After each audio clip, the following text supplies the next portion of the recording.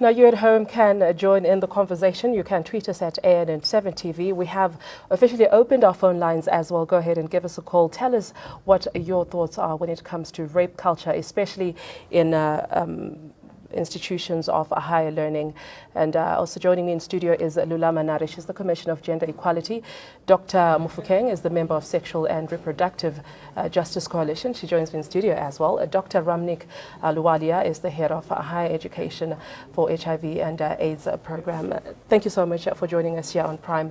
A very sensitive topic, rape culture, especially in universities. I'll start with you, Dr. Ramnik. There's this perception that universities are the prime location when it comes to rape culture and sexual aggression. Do you think this is a fair analysis? See, I think we all know the culture of rape or sexual gender-based violence is a community issue. You know, it's a societal issue. It's everywhere.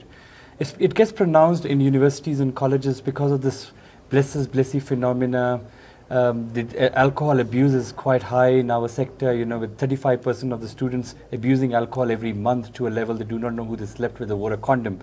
And the latest WHO study has shown 65% of the gender-based violence is caused by alcohol abuse. So there's an alcohol abuse attached to it. So most of these transactional sex, the issues of gender issues do become pronounced when it comes to universities and colleges. You know, you found this unbound freedom among children. And they are very susceptible and very vulnerable. So we've seen it quite in high number now. It is an awakening call for all us in the sector. As I always say, you know, in a bomb blast in Syria, we ignore it. When a bomb blasts in Paris, we look into it. Until it happens to you, that's when you open your eyes. Absolutely. And university seems to be a very closed community where you get to do everything. You live there, you study there. So I think that's one of the reasons why perhaps we see this manifesting there. Lulama, I want to come to you. Part of discussing rape culture obviously involves talking about societal attitudes like what the doctor alluded to here and conscientizing people about equality when it comes to gender. Do you think we're doing enough of this? I don't think we're doing enough, and I think I'm happy that we have reproductive health here. I think that one of the things that we're lacking in is the whole education around health, reproductive health, especially for men. I think patriarchy is the one that is perpetuating and making it strong for young men and young boys to take advantage of girls.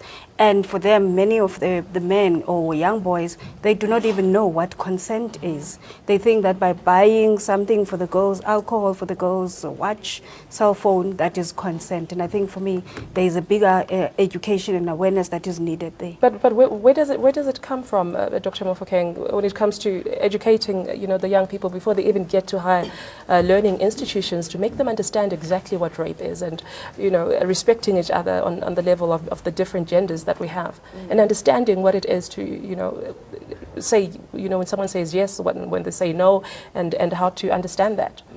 And I think the idea is that, you know, the society values and the value that they give to a girl, child or woman, we need to interrogate that, you know, because if you don't value something, you're not taking care of it. And even if it breaks down, it doesn't matter because you don't see the value of it. So we need to have a society that values girls and women. Another thing is that, you know, sex and gender, those issues when kids are growing up, when you are adults, you know, it doesn't matter in which space you find yourself having to navigate.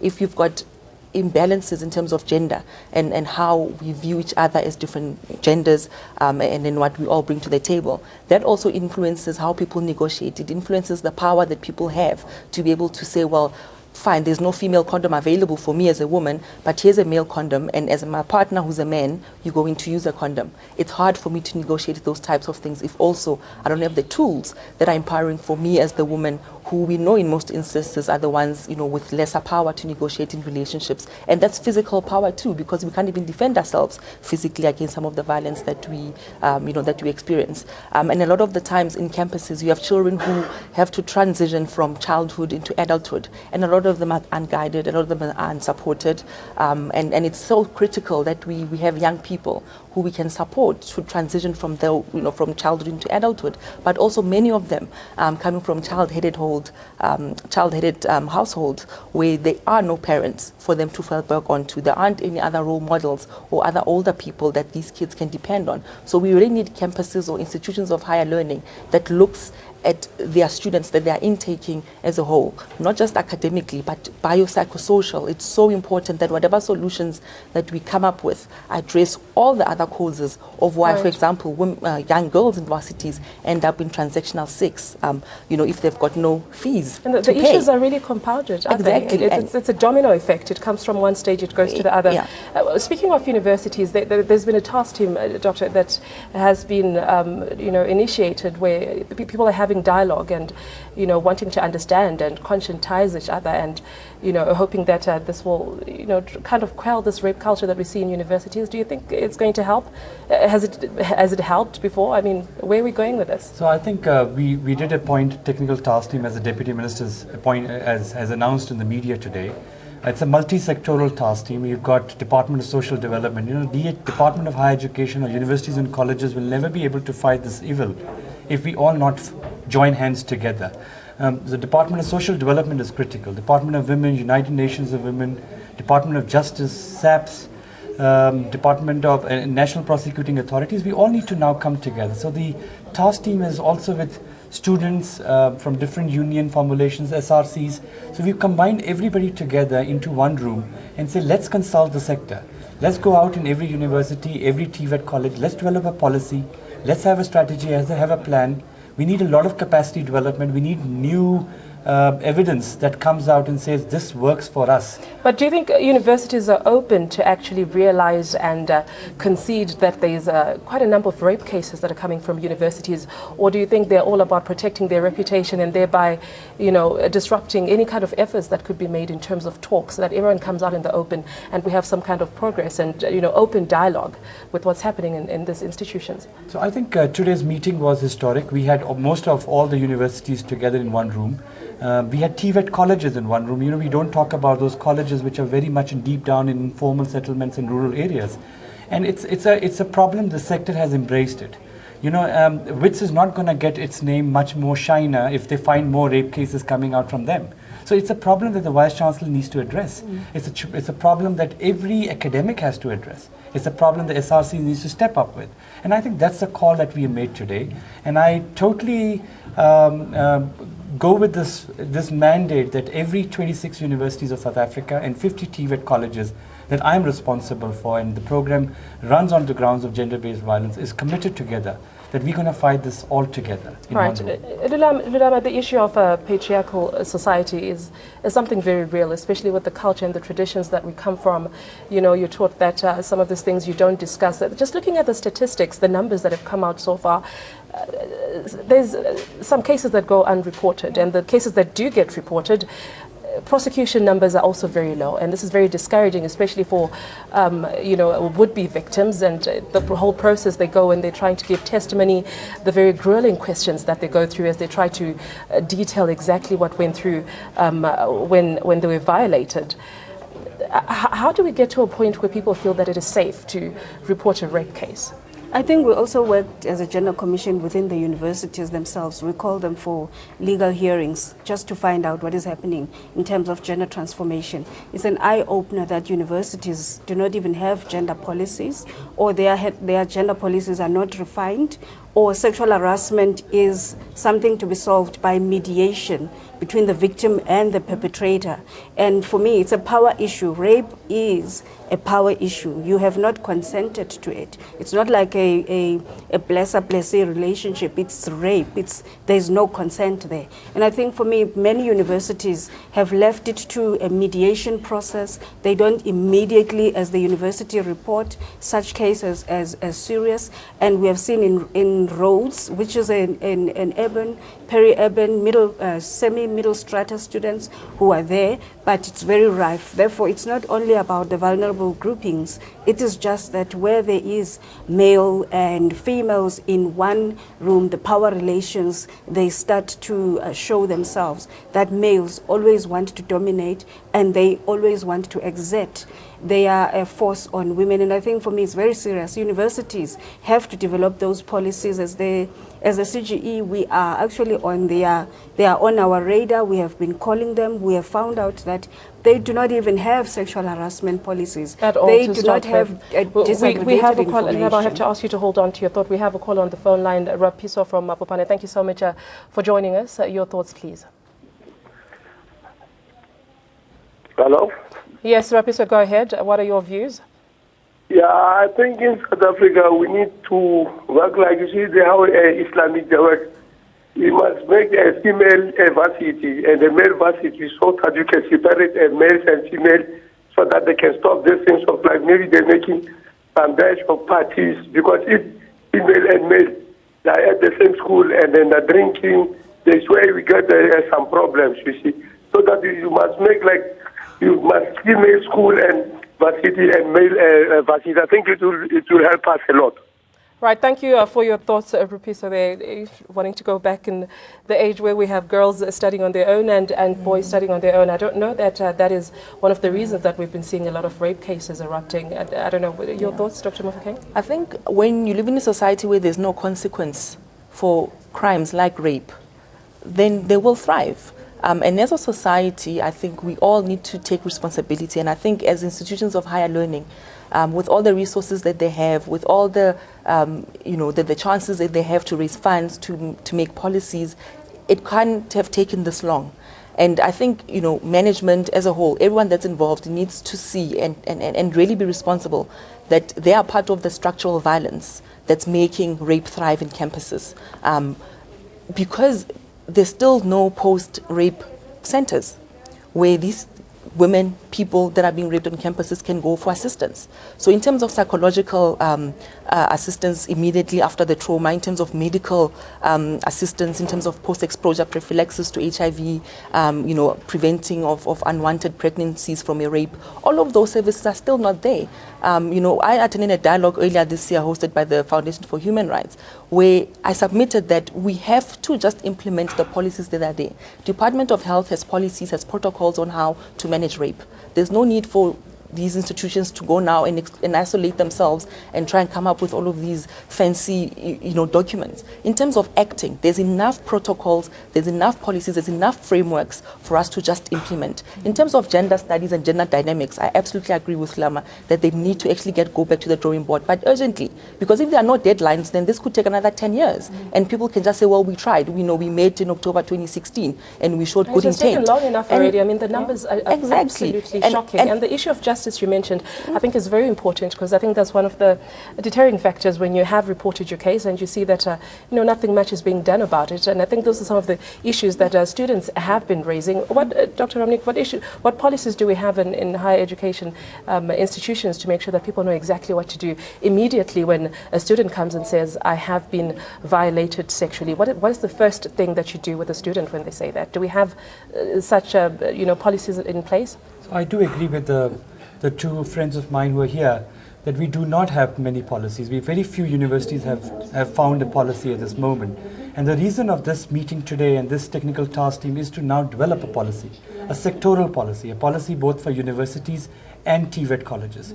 Now this policy will not only guide the university of how to deal with the case of gender violence or a rape, but also to ensure that there's a plan, there's a strategy that is attached to it, and if in case the case is reported, what happens then? Is the different spheres in the department, the student affairs, the campus health, the employee wellness, the crime protection unit, they actually know how to deal with a girl who's raped? Do they have a safe room? And she's rightly said we've got policies of the Department of Health already in place.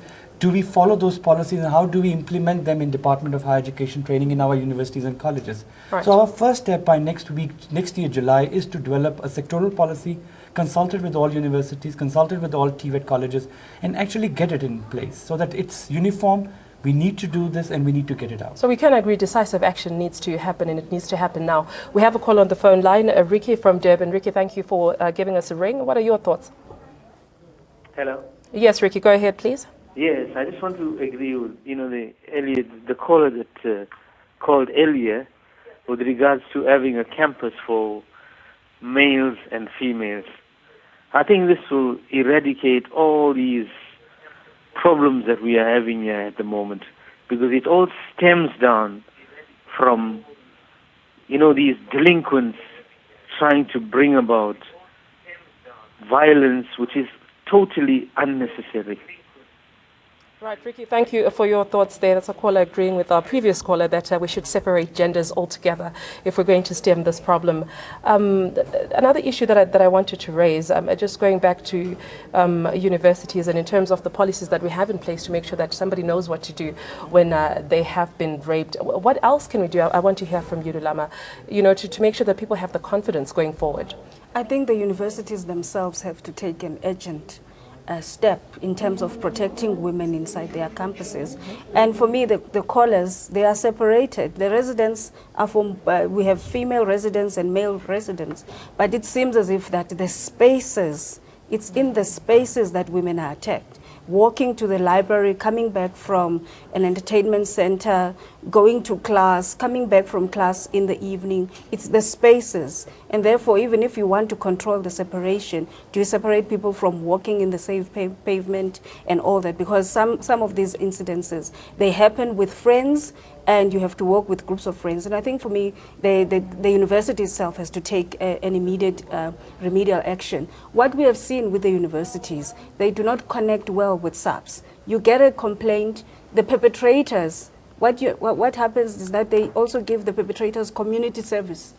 And then you find the perpetrator walking around in the campus again without activating SAPS and connecting, that treating it as an agent and a violation. I think for me, there is a minimum sentence for rape, and therefore universities have to take it into consideration. Right, and I think one of the curious questions that I have been receiving from some of our viewers is what goes through the psyche of a would-be rapist, especially on campus? Because some say it's not just a matter of wanting to have sex, but there's also an element of power and wanting to dominate this person. Perhaps we can discuss that. Dr. Mofokeng, you can respond to that. We have a caller that we have to take. Molefe from Johannesburg, thank you for joining us. What are your thoughts?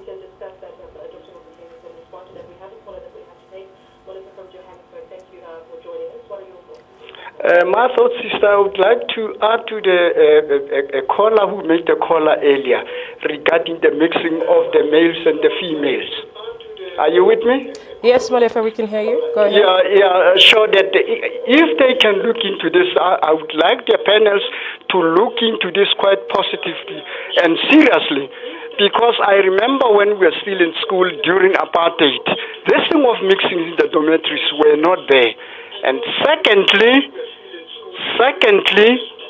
if the people in the country, particularly now the majority, if they can look into the referendum of calling the death sentence back into South Africa, I'm sure that could be a help, because it's a help. Because when you can look into the states, the people who are mostly affected are the poor, which are involving now the majority of the people in this country. But I remember very well during apartheid, this rape was a serious offense that it was. I'm telling you, because even if we were staying in the townships, so far town Alexander, where you would find that we were mixed in the yards, this rape was very seldom, if I want to tell.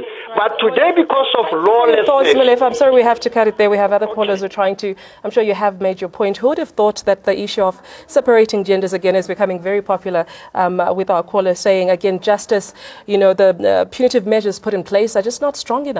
Yeah, I don't know whether that's the level of desperation that everyone is feeling around the crisis that we have, which is rape. But it doesn't make sense, because where do you separate? I mean, do you have separate churches for women and men? Because we get raped in churches too. Do you have different corporate spaces? Do you have different, will there be an AN7 for women and then the part for men?